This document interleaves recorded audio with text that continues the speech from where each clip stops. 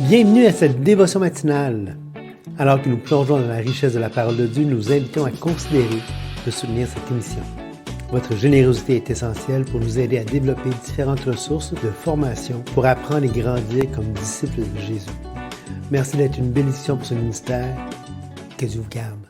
Bienvenue à cette nouvelle dévotion. Et oui, on continue dans Jacques et on est très emballés parce que c'était vraiment des passages qui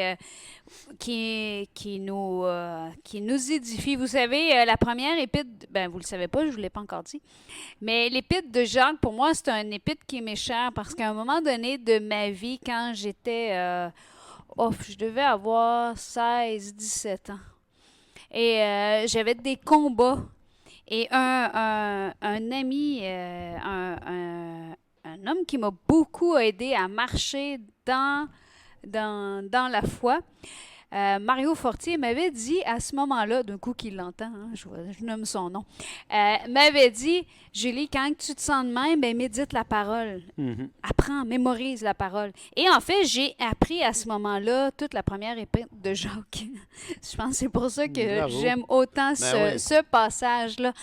Et comme je vous ai parlé à la dernière fois, même si c'est un texte que j'ai appris, même si c'est quelque chose qui me tient à cœur, c'est quelque chose que on dirait que là, on l'étudie, on le relit, et que le Seigneur est encore en train de travailler dans mon cœur, est en train de mettre des angles, est en train de dire non, regarde, tu peux avoir la victoire, c'est pas à ça que je t'ai appelé, c'est à ça que je t'ai appelé.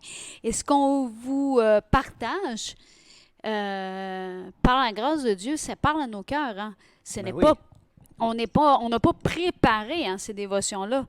Donc, c'est vraiment... Quand on s'assoit, on y va comme un peu pas nécessairement de l'improvisation, parce que c'est quand même le fruit d'une vie avec Dieu. Moi, ça fait depuis 83 que je suis né de nouveau. Je lis, ça fait depuis... Tu veux vraiment que je dise que ça fait plus de 30 ans?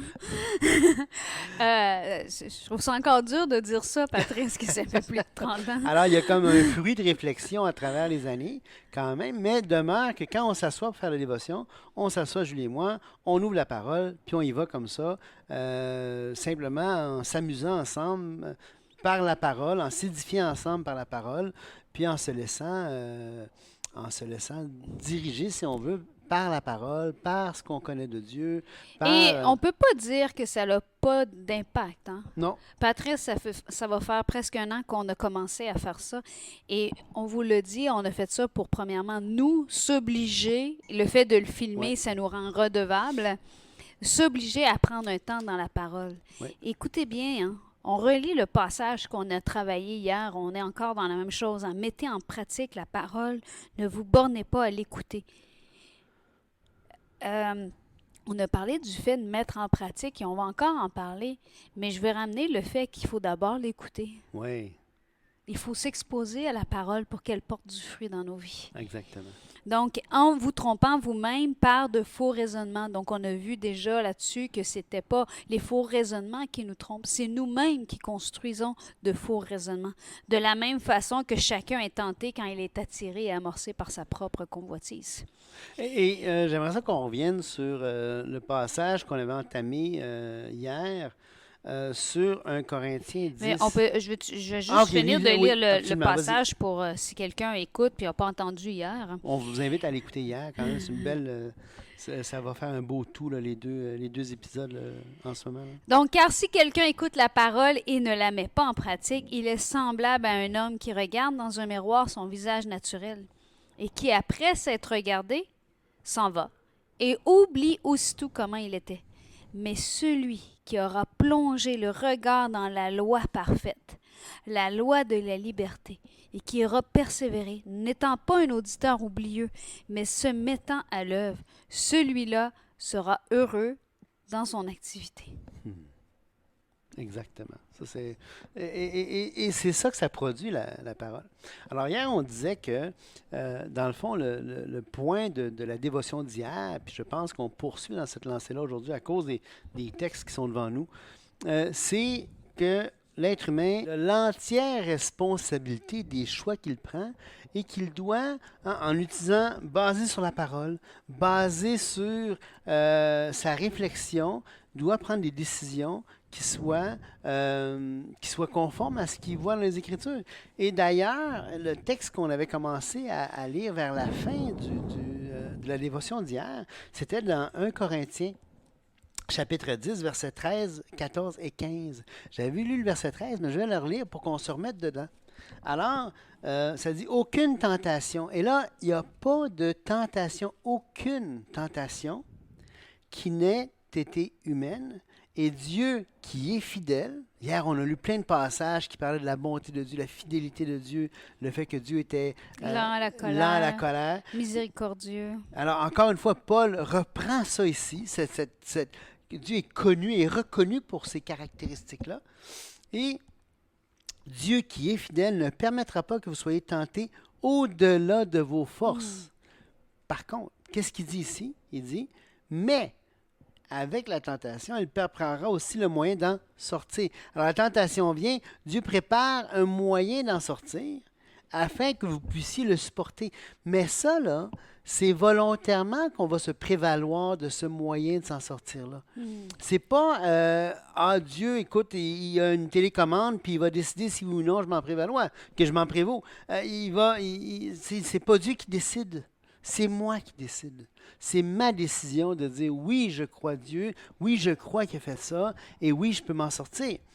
Et là, regardez bien ce qu'il va dire au verset 14. C'est pourquoi, mes bien-aimés, fuyez l'idolâtrie. Alors, je suis mis en demeure de fuir, mais plus que ça, après ça, et regardez ce qui est écrit ici.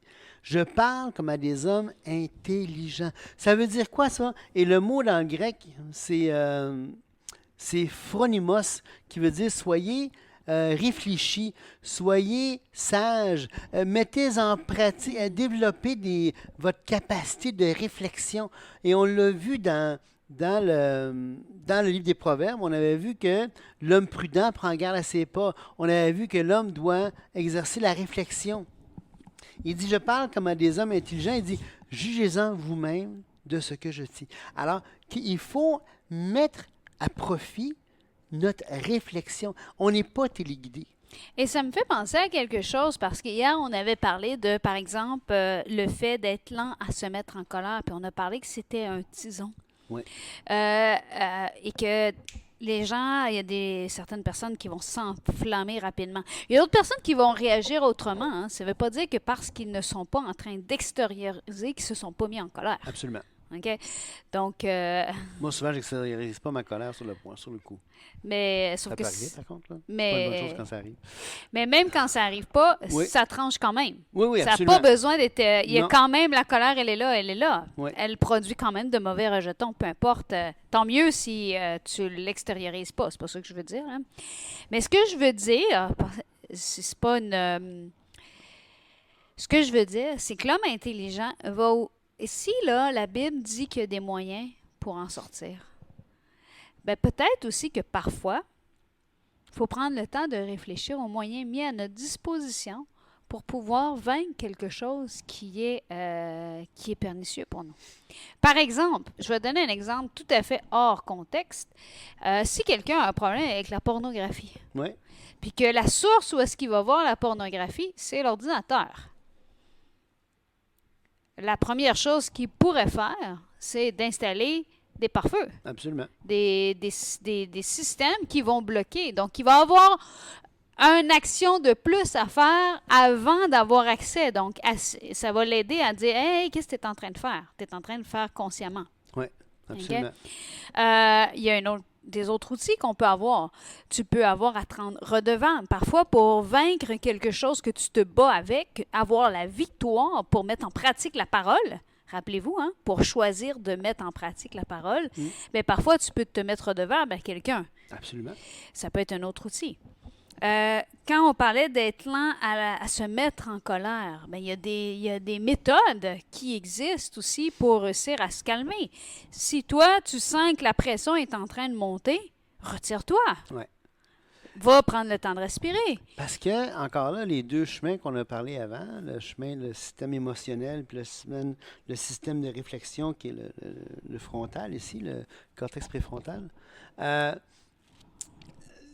il y a deux chemins pour la colère. Donc, tu sais, je peux réfléchir à quelque chose, une situation, et me remettre en colère après des années, parce que j'y réfléchis, ou ça peut être instantané par les sens, mais comme une poêle chaude.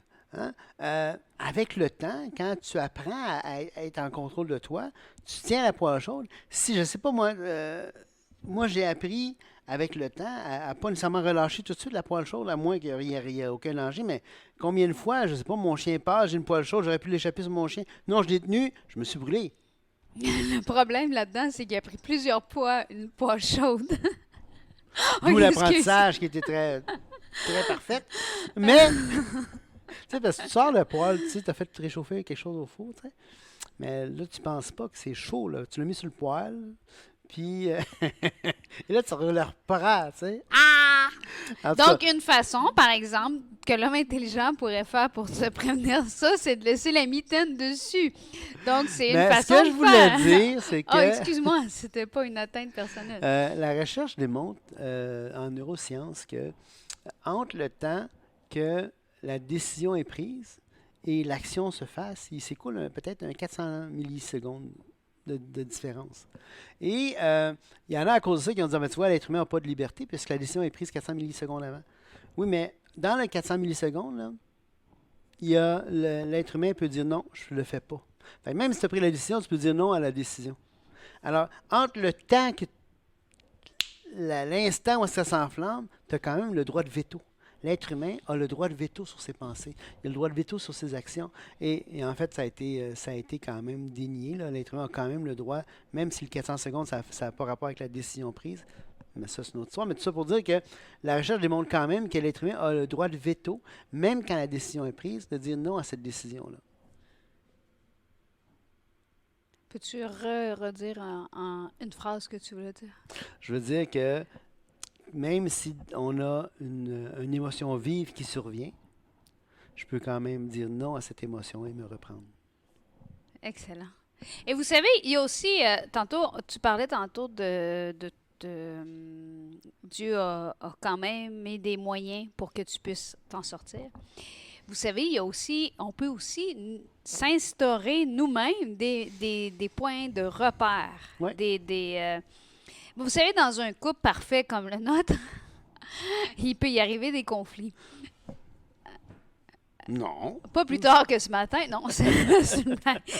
Donc, il peut y arriver des conflits, il peut y arriver des moments, des réactions qui ne sont pas propices, disons, à une relation saine.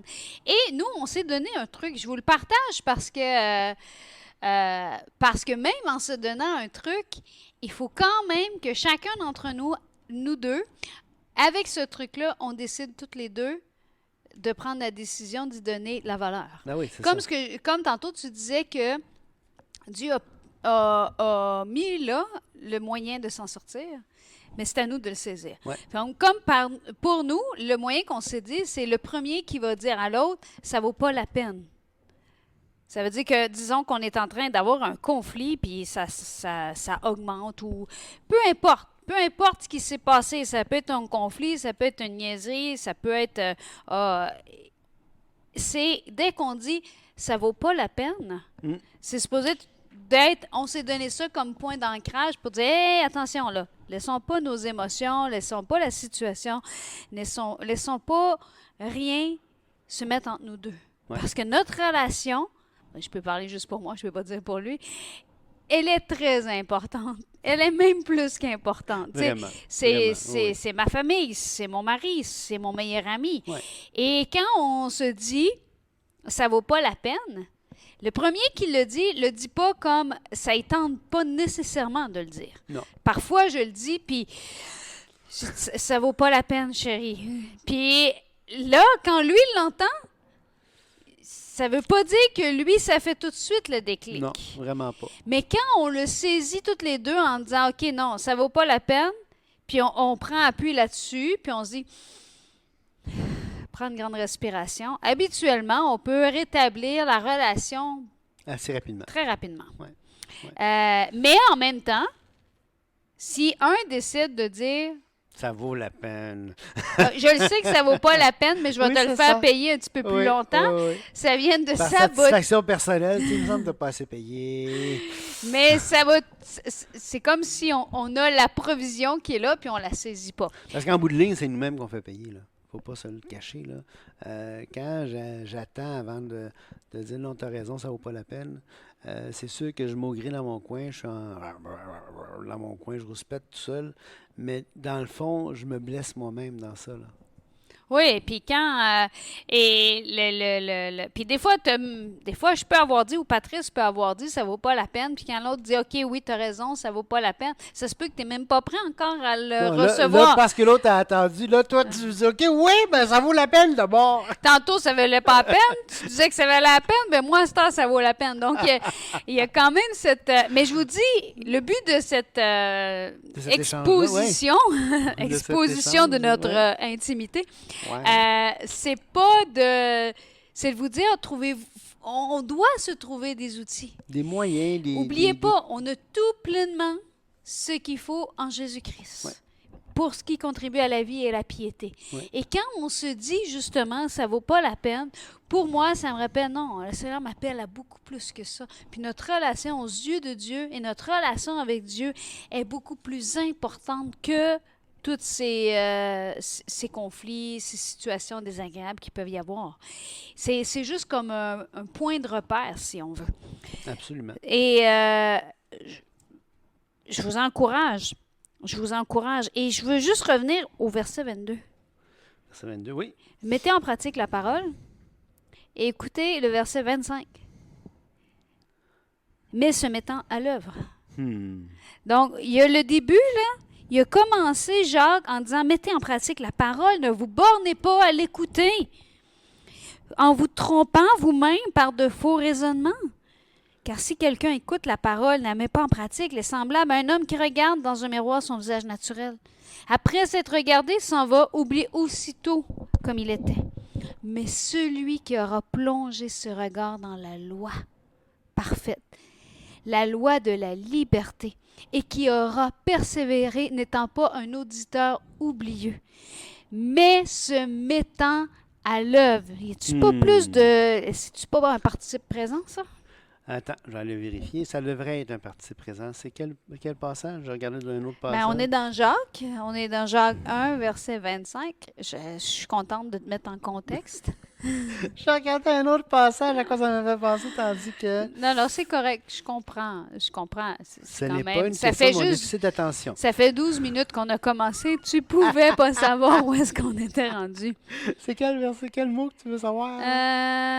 Not being, n'étant pas un auditeur oublié, c'est ça? Non, après, mais OK, je vais aller vérifier. Je vais chercher. je connais pas ce mot-là ni en anglais. Mais il est pas en grec, je comprends déjà pas en anglais. Poetes ergo autos. Donc, Non, c'est pas un participe. mais se mettant à l'œuvre, celui-là sera heureux dans son activité. Se mettant à l'œuvre. Attends un petit peu, là. On dirait que tu n'as pas le bon verset. Ouais, c'est ça. Mais un 43. Attends un petit peu, là. Continue, je regarde ça puis je reviens. Si quelqu'un croit être religieux sans tenir sa langue en bride, donc on voit la suite du verset 19, hein, lent à parler, mais en trompant son cœur, encore une fois, on avait vu en se trompant vous-même par de faux raisonnements. Donc Jacques revient avec cette idée-là, en trompant son cœur, la religion de cet homme est vaine. Écoutez bien ça, la religion pure et sans tache devant Dieu notre Père consiste à visiter les orphelins et les veuves dans leur affliction et à se préserver des souillures du monde. Tu veux marcher pour plaire à Dieu, tu te demandes, c'est où ta portion? Tu te dis, ouais, mais moi, c'est pas clair, mon appel. Tu sais, je suis pas un pasteur, je suis pas un chante dans l'église. Visite les orphelins. Prends soin des veuves dans leur affliction et marche d'une manière digne de l'appel que tu as reçu en Jésus-Christ. Mets-toi à l'œuvre, applique-toi à la parole, exhorte les gens autour de toi, encourage-les, aime les gens autour de toi, aime les gens autour de toi, aime les gens autour de toi. Et au risque de me répéter, aime les gens autour de toi. C'était pas un participe, malheureusement, mais c'était des noms. Alors, ça caractérise quand même. Tu sais, on est Ah, des- c'est encore plus c'est fort. encore plus fort, ouais. C'était quoi le nom? C'était faiseur. Oh, donc, un faiseur d'activité, un faiseur d'œuvre. Ouais. Celui qui aura plongé les regards dans la loi et qui aura persévéré, n'étant pas un auditeur oublieux, mais étant un faiseur, Ouais. celui-là sera heureux dans son Oui. activité. C'est encore plus... C'est- c'est pas un participe parce que c'était pas un verbe, là, mais c'était au présent quand même. Hein? C'est au présent, effectivement. Et ça me fait penser au passage dans Philippiens, j'essaie de le trouver, là, quand il dit c'est lui qui. Ah oui, c'est lui qui produit le vouloir et le faire selon son bon plaisir. Alors il dit ainsi, mes bien-aimés, comme vous avez toujours obéi, travaillez à votre salut avec crainte et tremblement, non seulement à ma présence, mais bien plus encore maintenant que je suis absent. Car c'est Dieu qui produit en vous le vouloir et le faire. Alors, ici, là, donc on plonge les regards dans la parole, on prend la décision, on se met à l'œuvre, OK? Et là, après ça, il produit le vouloir. Le terme ici pour vouloir, dans le grec, c'est le mot désir. Hein? C'est le mot, le désir, mais plus émotionnel. Tu sais, il veut, tu prends la décision froide de dire non, moi c'est la parole coûte que coûte. Et Dieu, au fur et à mesure, produit en toi le désir. Plus tu t'exposes à la parole, L'obéissance amène le désir, dans le fond.